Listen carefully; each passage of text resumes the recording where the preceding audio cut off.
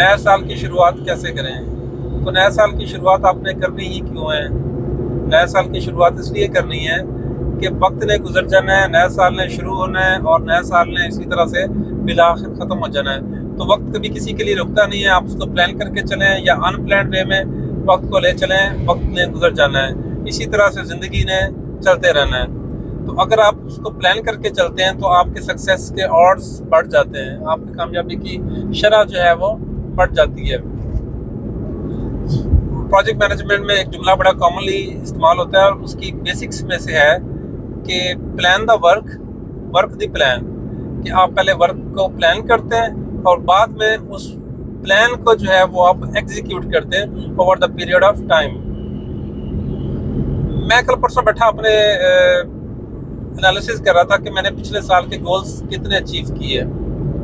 Almost 20 के करीब मैंने गोल्स डिफाइन किए हुए थे साल के। तो अब कोई बंदा भी 100% अपने गोल्स को अचीव नहीं कर सकता। तो मैंने जब बैठ के अपना एनालिसिस किया तो आई रियलाइज्ड कि मेरे गोल्स जो है वो कुछ गोल्स जो है वो 20% पे स्टैंड कर रहे हैं, कुछ गोल्स मैंने 80% अचीव किए हैं, कुछ 100%, कुछ 60%। तो मैंने यार्ड स्टिक शुरू में इसकी डिफाइन की हुई थी कि अगर मैंने किसी गोल को 50% अचीव कर लिया है तो मैं समझूंगा कि मेरा वो गोल अचीव है, और जो 50% से कम है वो गोल अचीव नहीं हुआ।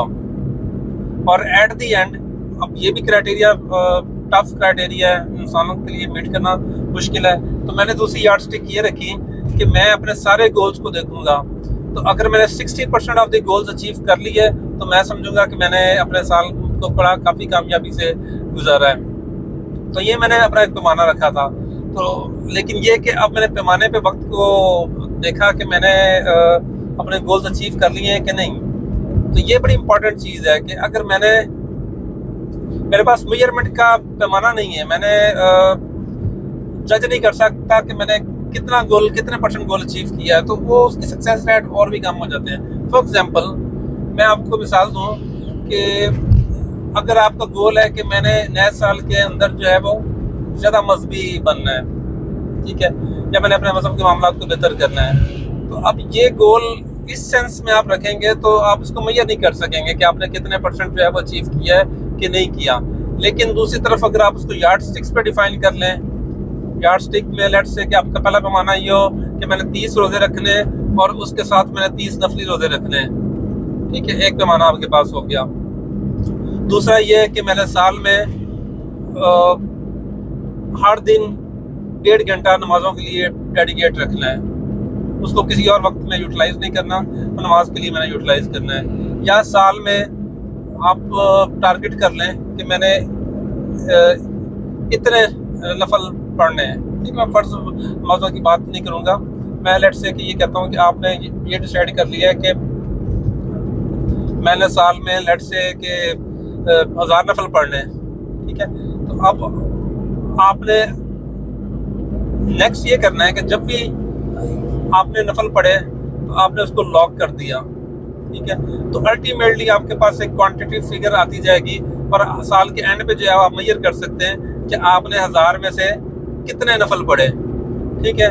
तो आप उसको फिर जज कर लें, आपका जो भी पैमाना हो कि अगर 50% आपका गोल अचीव हो जाता है या 60% गोल अचीव हो जाता है तो आप समझेंगे कि वो गोल आपने अचीव कर लिया है। इसी तरह से कोई लेट्स से कि साइंटिस्ट है और उसने सोचा है कि मैंने इस साल रिसर्च पेपर लिखने हैं, तो अपना ये पैमाना डिफाइन कर सकता है कि इस साल मैंने फर्स्ट ऑथर के तौर पे 2 पेपर लिखने हैं, ठीक है, सेकंड ऑथर के तौर पे 3 पेपर लिखने हैं, वो एक पैमाना उसके पास मौजूद है। या लेट्स से कि आपने ये सोचा हुआ है कि मैंने अच्छी जॉब के लिए लैंड करना है, तो आप अपने लिए टारगेट डिफाइन कर सकते हैं कि आप जो है वो लेट्स से 50 एप्लीकेशंस आपने अच्छी जॉब्स के लिए फाइल करनी है, ठीक है। आपके अख्तियार में जो भी अच्छी जॉब लैंड होना वो एक अलग चीज़ है। आपके अख्तियार में एक अच्छी जॉब एप्लीकेशन आप फाइल करेंगे, उसके रिजल्ट में जो है वो आपको जॉब मिलेगी। तो आप अपने लिए पैमाना ये रख सकते हैं कि मेरा कोशिश का पैमाना ये है कि मैं 50 अच्छी जॉब्स के लिए अप्लाई करूँगा।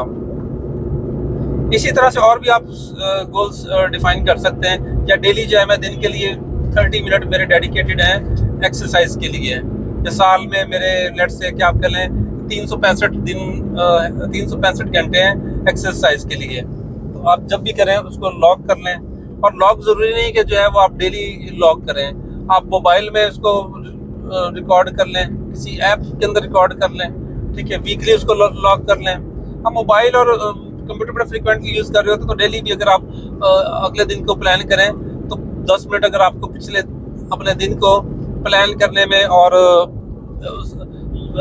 दिन को ये देखने में कि आपने कितना दिन को प्रोडक्टिवली यूज़ किया है, तो 10 मिनट उसके लिए डेडिकेट करना कोई बड़ी बात नहीं है। और इसी तरह से अगर आपने अगला दिन प्लान करना है तो 10 मिनट अगले दिन की प्लानिंग के लिए रख लें, ठीक है। तो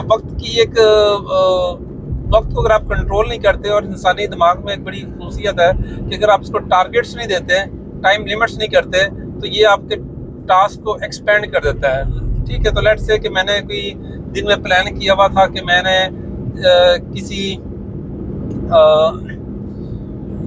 जगह को विजिट करना है, ठीक है। तो अब अगर आपने अपने लिए टाइम नहीं डिफाइन किया हुआ तो हो सकता है वहाँ पर आप 4 घंटे गुजार के आ जाएं। लेकिन अगर आपने अपने आप को टास्क दी, माइंड में आपके टास्क है कि नहीं ये टास्क मैंने 2 घंटे में कंप्लीट करना है, तो you would do it in 2 hours, same output, but time एक तरफ आपको 4 घंटे लग रहा है, दूसरी तरफ 2 घंटे लग रहा है। तो ये गोल्स को टाइम और उसको क्वालिटेटिव मेजर देने का ये फ़ायदा है आपको। तो यह थोड़ा सा चीज़ है। वक्त की कदर, शुरू में बात की कि वक्त जो है वो गुजर जाता है, लेकिन और सक्सेस के ऑड्स आपके तब पड़ते हैं जब चीज़ों को आप मैनेज और प्लान करके चलते हैं। तो यही सिर्फ आज की बात थी, तो यहाँ पे इस बात को हम ख़त्म करते हैं।